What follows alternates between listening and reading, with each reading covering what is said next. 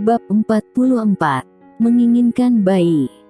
Berada di luar kota, Leo tetap memantau pergerakan Safira melalui sebuah alat yang ia pasangkan di ponsel Safira secara diam-diam. Dari alat itu Leo dapat mengetahui bahwa Safira langsung pulang ke rumah setelah pulang sekolah. Tak hanya itu saja, Leo bahkan diam-diam menghubungi Huria untuk menanyakan apa saja yang dilakukan Safira saat berada di rumah. Hari itu Leo memiliki janji dengan rekan bisnisnya di salah satu restoran hotel bintang 5. Saat baru saja tiba di hotel itu, ia mendapatkan telepon dari Mia yang sedang berada di Australia. Leo berdecak kesal. Namun mau tak mau ia harus menerima panggilan dari ibunya tersebut. "Liam Ma," ucap Leo menjawab telepon Mia. "Leo sayang, Mama dan Papamu sedang melihat-lihat nama yang cocok untuk bayimu," kata Mia. "Bayi yang mana?"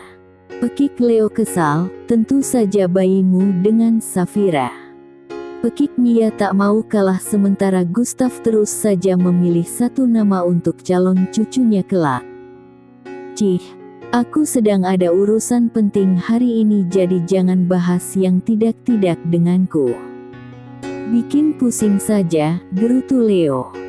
"Hei, kau yang bikin kami pusing karena kau belum juga memberikan kami cucu," pekik Mia kesal pada putranya.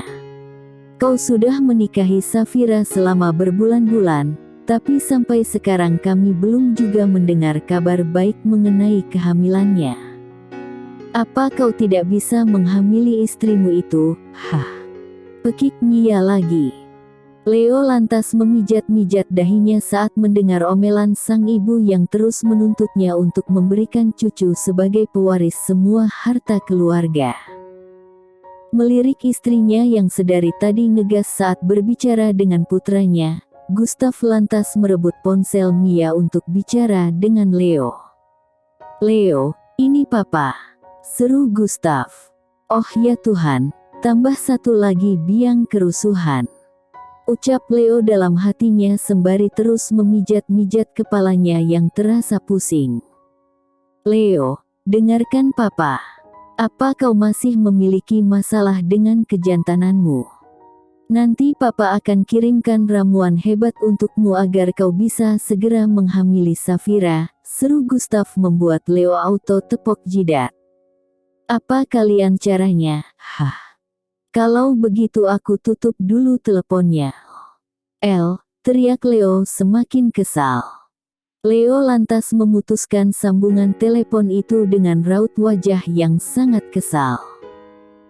Reno yang berdiri di sebelahnya tampak gemetar ketakutan lantaran Leo berteriak kesal tepat di depan pintu lobi hotel yang akan mereka datangi.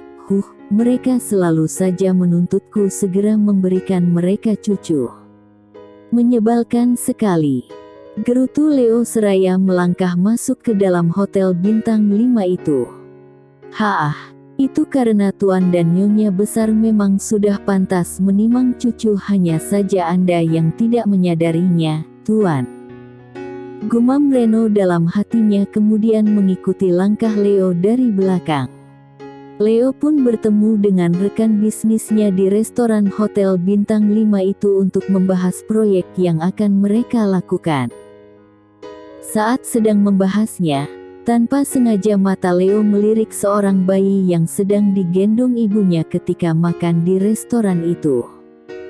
Bayi yang baru berusia beberapa bulan itu terus mengoceh dengan ceria sambil memainkan air liurnya yang tampak menggumpal di mulutnya. Sambil terus membahas mengenai pekerjaannya, sesekali Leo melirik bayi yang terlihat sangat menggemaskan itu. Sampai-sampai Leo berkhayal bahwa dirinya benar-benar memiliki bayi bersama Safira sehingga membuatnya tidak lagi fokus. "Tuan." Leo langsung tersadar ketika Reno berbisik padanya agar kembali fokus untuk membahas mengenai pekerjaan mereka. "Tuan, apa Anda baik-baik saja?" tanya Reno pada Leo. "Ya, aku baik-baik saja." sahut Leo kembali melirik bayi laki-laki yang menggemaskan itu sedang tertawa kepadanya. Setelah selesai membahas proyek yang akan ia kerjakan bersama rekan bisnisnya, Leo kembali ke hotel tempatnya menginap selama berada di luar kota. Ia duduk menyendiri di balkon kamar sambil memegang kaleng minuman bersoda di tangannya. Ila menatap kejauhan namun pikirannya tertuju pada Safira yang jauh dari jangkauannya. Ketika memikirkan istri kecilnya itu, tiba-tiba saja Leo teringat pada bayi menggemaskan yang telah menarik perhatiannya sampai-sampai ia tidak terlalu fokus dalam membahas pekerjaannya. Bayi itu memang menggemaskan, gumamnya. Tiba-tiba saja muncul di dalam pikiran Leo bahwasanya ia memiliki bayi bersama Safira. Apa salahnya? Dia istriku dan pernikahan kami terdaftar secara sah di kantor catatan sipil, lagi pula kedua orang tuaku selalu saja ribut memintaku memberikan mereka cucu. Untuk masalah kontrak pernikahan itu, aku bisa melenyapkannya dengan mudah. Tapi bagaimana dengan Safira? Apa dia mau melahirkan anakku di usianya yang masih sangat muda, bahkan dia masih duduk di bangku sekolah? Gumamnya lagi. Tring. Perhatian Leo lantas tertuju pada ponselnya yang mendapatkan notifikasi pesan masuk dari Safira.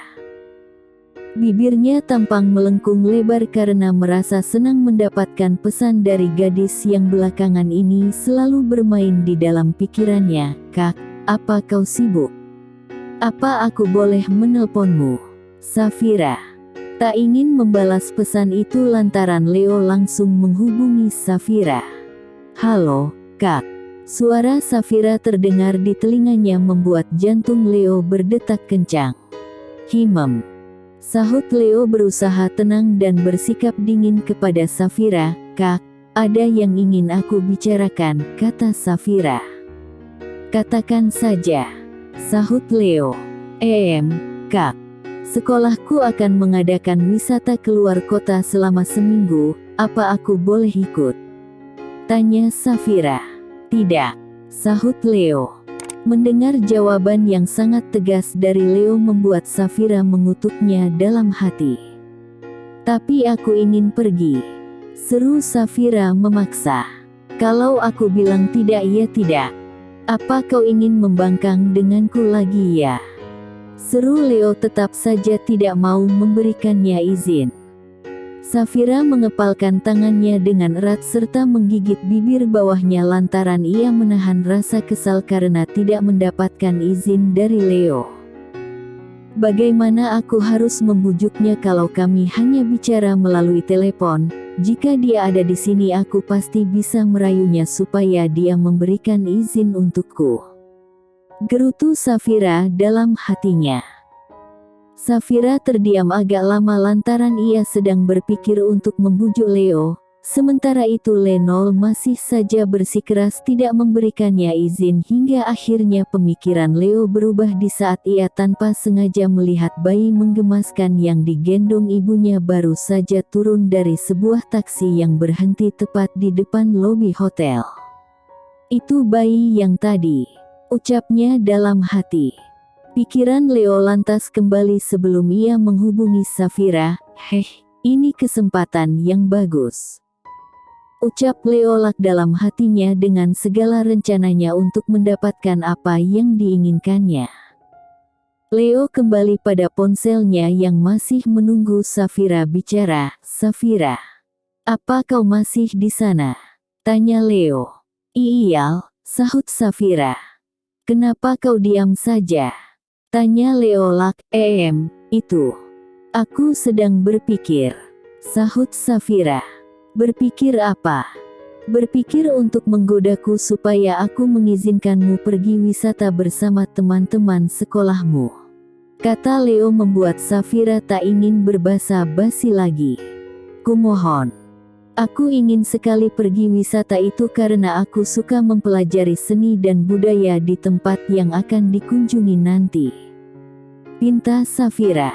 Baiklah, kau boleh pergi. kata Leo. Benarkah? Ucap Safira terdengar sangat antusias. Tapi dengan satu syarat dan kau harus melakukannya, kata Leo. Apa? Katakan saja. Aku pasti akan melakukannya, seru Safira tanpa berpikir panjang terlebih dahulu. Nanti kau akan tahu apa syarat yang harus kau penuhi. Yang penting kau harus berjanji dulu padaku dan jangan coba-coba untuk mengingkarinya, kata Leo. Baiklah, aku janji, seru Safira. Berapa lama kau akan pergi wisata? Tanya Leo. Seminggu, sahut Safira.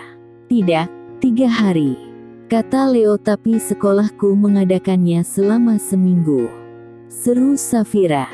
Tidak, aku bilang cuma 3 hari saja, seru Leno. Pokoknya seminggu. Pekik Safira kemudian cepat-cepat memutuskan sambungan teleponnya dengan Leo. Tut, tut, tut.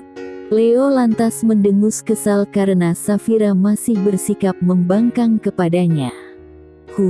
Dasar gadis pembangkang, gerutu Leo sembari menggenggam ponselnya dengan erat. Setelah Safira berjanji akan memenuhi syarat darinya, Leo lantas menyunggingkan senyuman licik di sudut bibirnya. Dengan segudang rencananya agar bisa mendapatkan keinginannya dari Safira, Leo segera menghubungi pelayan setianya yaitu Huria.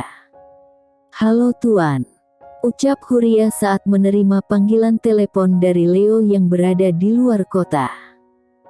Huria, hentikan pemberian obat kontrasepsi itu kepada Safira, kata Leo membuat Huria terkejut.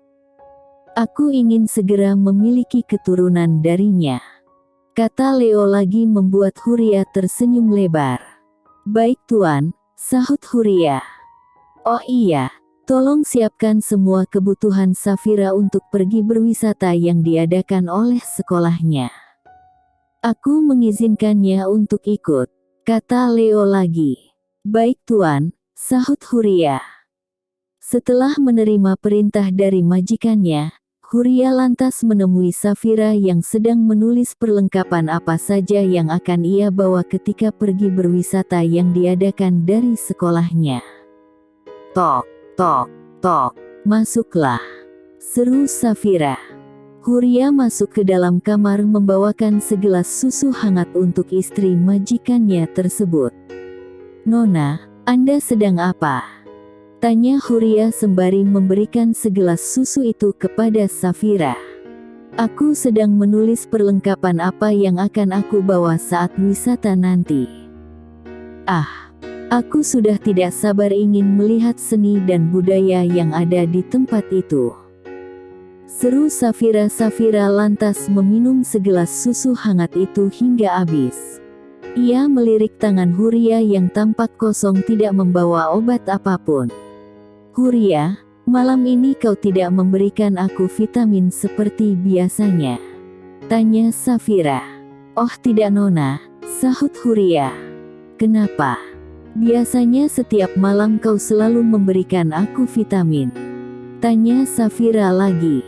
Saya tidak memberikan Anda vitamin lagi, karena Anda terlihat sangat sehat sekarang, kata Huria sembari mencubit pipi Safira dengan gemas. Begitu. Tadi aku sempat berpikir untuk membawa vitamin yang kau berikan setiap malam saat aku pergi wisata nanti. Kalau tidak diperlukan lagi ya sudah, kata Safira tidak mengerti bahwa obat yang selama ini diberikan Huria kepadanya adalah pil kontrasepsi untuk mencegah kehamilan atas perintah Leo. Nona, Anda tidak perlu menulisnya.